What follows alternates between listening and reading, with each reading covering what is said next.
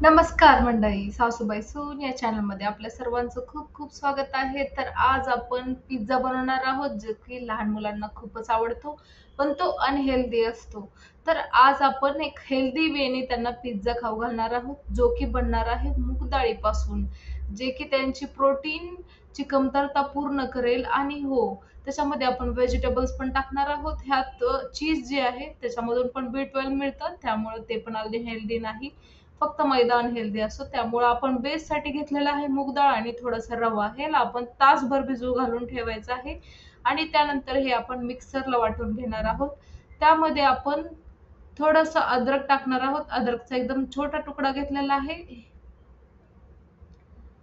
आणि मिरच्या ज्या आहेत त्या आपण ह्यामध्ये खोडून टाकत आहोत आणि आपण हे मिक्सरला वाटून घेत आहोत. तर डाळ जी आहे ती मी इथे 2 वाटी घेतल्या होत्या. 2 वाटी डाळ मध्ये कमीत कमी 4 पिझ्झा बनतात. साईजवर डिपेंड आहे. तर ही एकदम छोटी साईज बनवली होती आपण. आणि आता हे जे आपण मिक्सरमध्ये वाटून घेतलं होतं डाळ, त्यामध्ये आता आपण थोडंसं मीठ टाकत आहोत.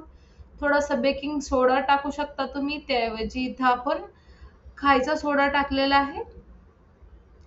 तर पॅन जो आहे तो नॉनस्टिक पॅन मी ऑलरेडी तयार ठेवला होता. गरम झालेला आहे. त्यावर आपण तेल टाकायचं. ह्याऐवजी तुम्ही बटर पण टाकू शकता.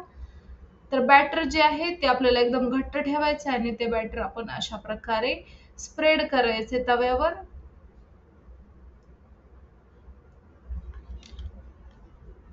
हा पिझ्झा एकदम टेस्टी बनतो आणि खूपच हेल्दी असतो. म्हणजे तुमचे लहान मुलंही खुश आणि तुम्हीही खुश, कारण तुम्ही त्यांना हेल्दी खाऊ घालणार आहात.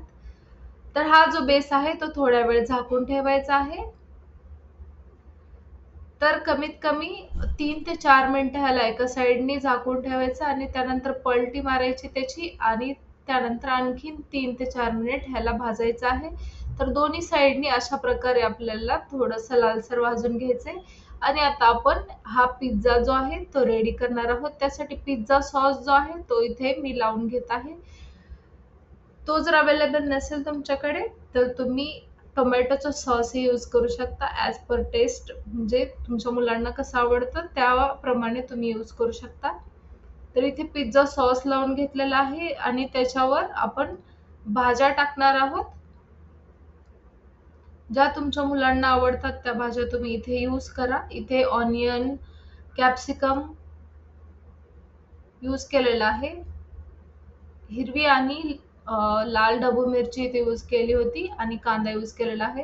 तुमच्या मुलांना ज्या भाज्या आवडतात ते तुम्ही इथे यूज करू शकता. ह्यावर तुम्ही पनीरही टाकू शकता, स्वीट कॉर्न पण टाकू शकता, जे तुमच्या मुलांना आवडेल ते.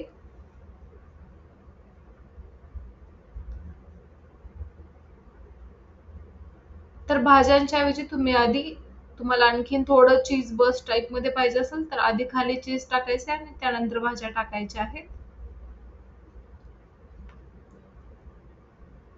तर भाज्या ज्या आहेत त्या अशा प्रकारे आपण घेतलेल्या आहेत स्प्रेड करून.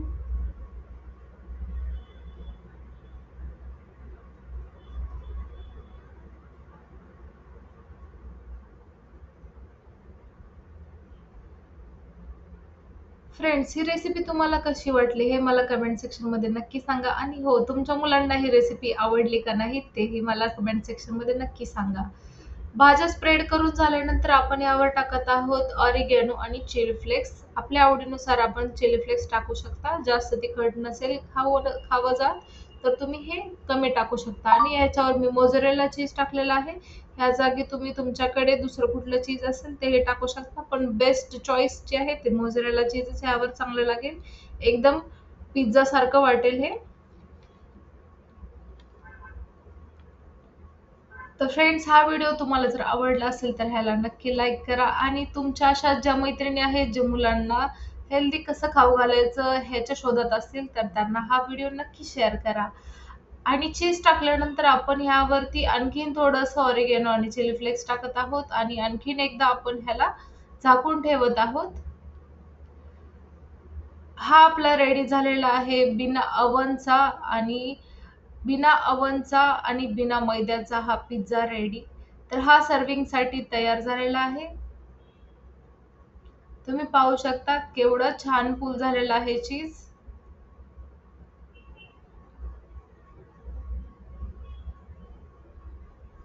तर हा झालेला आहे पिझ्झा रेडी. तर फ्रेंड्स, ही रेसिपी तुमच्या फ्रेंड सोबत नक्की शेअर करा.